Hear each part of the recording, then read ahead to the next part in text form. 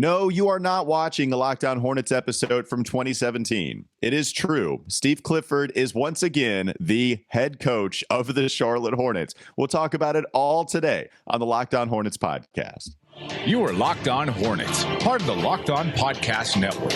Your team every day. In a minute, cuz we live.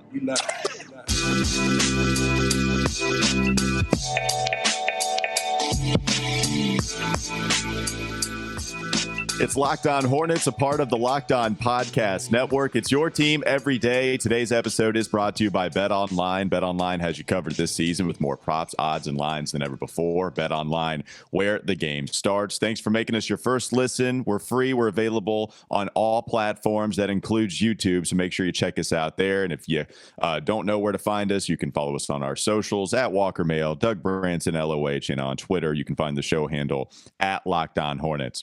Doug, I was at a wedding all weekend. Thursday, Friday, I was in the wedding, so I had to do the pictures, rehearsal, all of the extra stuff that you have to do when you're included in a wedding. It was out of town, and so you have to account for travel and all of that. And there might or might not have been some drinking involved. But what was crazy with all the hectic chaos that took place, I had this dream that the Charlotte Hornets not only traded Jalen Duren, and then we got on and had our depressing show and did all that draft night after the perfect scenario took place. I also had a dream that the Hornets hired old Steve Clifford. Like, remember when I made that joke last week? Boy. Remember when I made that joke? I said, wouldn't it be hilarious if Steve Clifford came on because he fits the bill, head coaching experience. Yeah, Mike D'Antoni, Mike D'Antoni's gone, right? Kenny Atkinson's gone. It's not like we're going to go after Mark Jackson because they didn't bring him in for an interview. There's all these guys. Well, Steve Clifford's the last one. Crazy dream, man. I hate to break it to you, Walker. That dream is a reality. Nah, you're playing.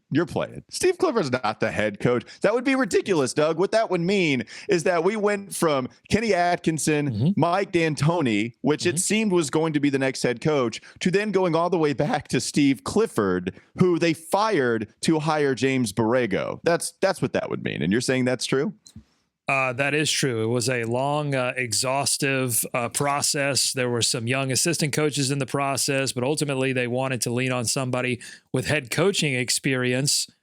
And listen, Steve Clifford certainly has that. There's no doubt about it. In fact, he has very familiar head coaching experience. He coached this team from 2013 to 2018 and one playoff trip for the Bobcats, one playoff trip for the Hornets. Yeah. All right.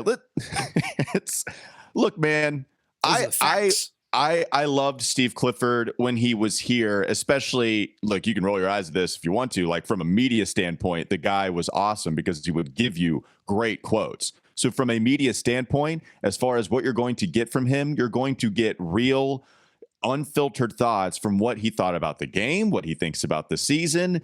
That's a positive. Going to be different from James Borrego, who gets a lot of that stuff internal. And I think, there were some whispers about player accountability. And certainly I think Clifford is a response to that. He holds players accountable internally. And he didn't necessarily put players on blast. But when Jeremy Lamb, wasn't playing defense and scoring 25 points on offense, and someone would ask, hey, Lamb scored 25 is pretty good. Clifford was always good for it's great offense. It was like there was some coding there. It wasn't very difficult to decode what he was trying to say there.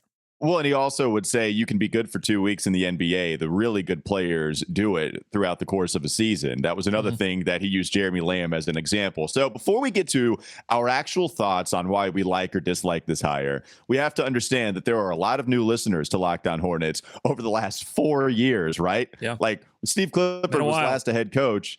Yeah, it's been a long time. So he was fired in order to hire James Borrego, and now the cycle, we're doing the whole deja vu thing again. So let's talk about time is a flat circle. For the Hornets, especially for it to happen twice. They did this already with Paul Silas, and they're doing it again with Steve Clifford. Before we talk about our takes, what we like, what we dislike, the players it affects, all of that, let's just give an overview to the new listeners on who Steve Clifford is. So, Doug, I'll go with a couple of these bullet points, and then you can give your thoughts and what you think is most important as well. But what happened with Steve, right? The second go around, hired to be the new old head coach of the Charlotte Hornets. Contract details reported by Rod Boone of the Charlotte Observer that the contract is 3 years, but team option on the first 2 seasons of the deal. That's kind of interesting.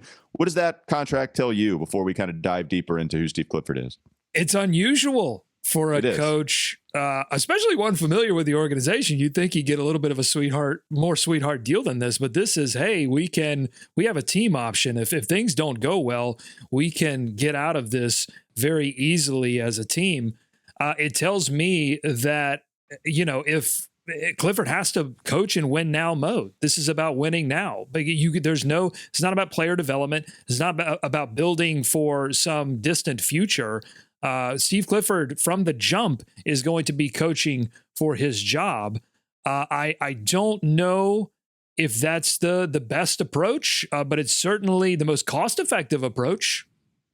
It's the most cost-effective. It's the most unplanned approach. And Steve Clifford needed a job too. And he was not in any of the rumors besides the Lakers for just maybe 2 seconds. And then the Charlotte Hornets job comes open again. It's not like anybody else is hiring Steve Clifford. And I don't know if he has a whole lot of leverage either, right? Well, I'm pretty sure D'Antoni wasn't taking that deal. If that was the same kind of, there was some team option tomfoolery on that deal, I'm pretty sure D'Antoni wasn't hearing that. And I want to get to the D'Antoni part of this as well. Like, what was happening between these two parties that just made it unable to go down? Like, why was this unable to happen between the Hornets and Mike D'Antoni? But Steve Clifford, going back to him, there's so much to talk about. But he was an assistant from 2000 to 2013 for the Knicks, for Houston, Orlando, and the Lakers. He is a Stan Van Gundy, he is a Jeff Van Gundy disciple. He has a lot of what he does as a coach was influenced by the Van Gundys, and he was a highly thought of assistant for a long time, like one of those really respected guys that never had his shot until the Charlotte Hornets finally hired him all the way back in 2013, was the head coach for 5 years with the Charlotte Bobcats, then turned Hornets, had a couple of playoff appearances, 2 first-round exits, 1 sweep. But then it was the playoff appearance that he had in 2016 where they go 7 games with the Miami Heat, and then Dwayne Wade shows up, purple shirt guy, they go down, and then they're out. And then he coached Orlando after Charlotte fires him in order to get James Borrego, goes to the Magic for a few seasons, 18 through 2021, had 2 playoff first-round exits, which I'm surprised, honestly. I would have gone with the under if he would have asked me, did he have 2 playoff appearances with Orlando? 2 playoff first-round exits there. So that's kind of the background of Steve Clifford. Well, and the common denominator there, Walker, is that Clifford has come into 2 organizations now and taken younger, somewhat undisciplined squads and improved them on the defensive end, gotten them to the playoffs, but not necessarily gotten them over the hump. And I think a lot of that has to do with the talent he was given, because that second playoff run on the Hornets side, that was a 48-win team. They got him Nick Batum. It didn't end well, but at the time when they were going on that playoff run, he was a huge part of that.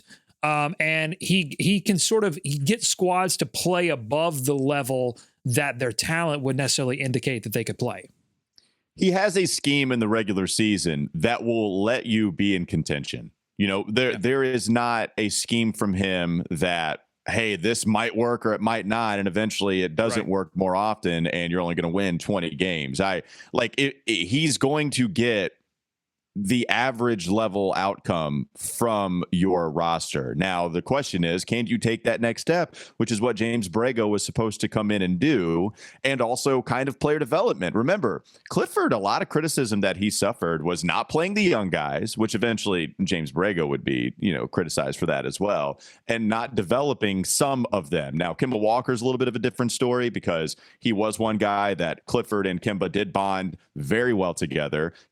Steve Clifford, Bruce Kreitzer, Mark Price, those are the guys that worked on Kemba's shot that made him from a very dicey 3-point shooter in order to have, be one of the better shooters at specifically a skill that is very much needed in today's NBA. So there are a couple of instances that you can say, hey, Clifford and his staff really did a good job of developing some of those players. But there are some of those similar criticisms with Steve Clifford about player development. And it felt like, Doug, they're trying to find somebody holding players accountable, but not sacrificing one or the other, win now or player development. And I think, Steve Clifford probably fits more the win now mold, if that makes sense. Oh, absolutely. And again, his contract would indicate that he has to coach that way. There's no room for trying to develop players for next season. There might not be a next season for Steve Clifford. He's got to go out there and try to win the big 5-0 to get them to 50 wins or get them to 45 wins or get them to whatever number of wins is going to get them into the playoffs.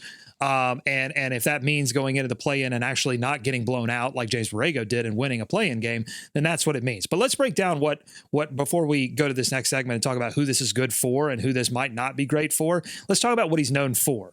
And I think that Clifford is known for defensive schemes, mostly conservative defensive schemes, drop coverages, a lot of that going on, bringing discipline to younger teams.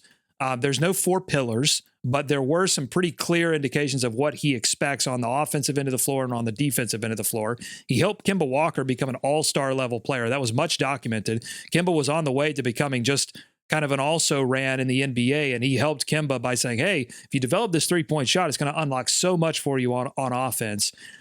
Strict 9-10-man rotations and playing time. He gets locked into playing time. His whole philosophy is that if players don't know how much they're going to play game to game, like fringe players, if you can't get them 10 minutes a game consistently, then he's not going to play them until he can. He looks for groups of players that balance the floor offensively and defensively. He doesn't like to throw lineups out there that are all about offense or all about defense. Offensively, he only lets select players crash the glass, low offensive rebound, low turnovers. This is what he said in 2018, Walker.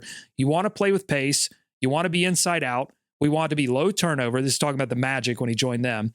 Then you look at the things that work in the league. Threes, layups, getting to the free throw line. Here's something interesting. We could talk about this more in the next segment when we talk about LaMelo Ball and if this is good for him. But he gives point guards wide latitude to run the offense off of misses. So, he is, I think there's a misconception that he is sort of a strict offensive coach that, wants to call a bunch of plays, but that's not the case. Like, he let Kemba run that offense. He let the point guards in Orlando run the offense. He gives them kind of simple movements to start. And then he really likes good IQ offensive players to come in and get that sort of second layer action if that simple offensive movement doesn't open things up. We know about the defense. Yeah, go ahead. No, I just want to wrap up and say we know about the defense. It's personnel dependent, limiting transition play at all cost, defensive rebound focus. That's who he is. And he's clear about that, and he's consistent about that. There's a pretty clear divide on what he specializes at, and it is defense. There has been he's been able to establish some top 10 defenses here with Charlotte. Now, my next question about this team as it pertains to Steve Clifford, he would always kind of go the Mitch Kupchak route, where Mitch Kupchak, we always play that soundbite, I don't know if we have it, where Kupchak says, we don't have any all-stars on this team.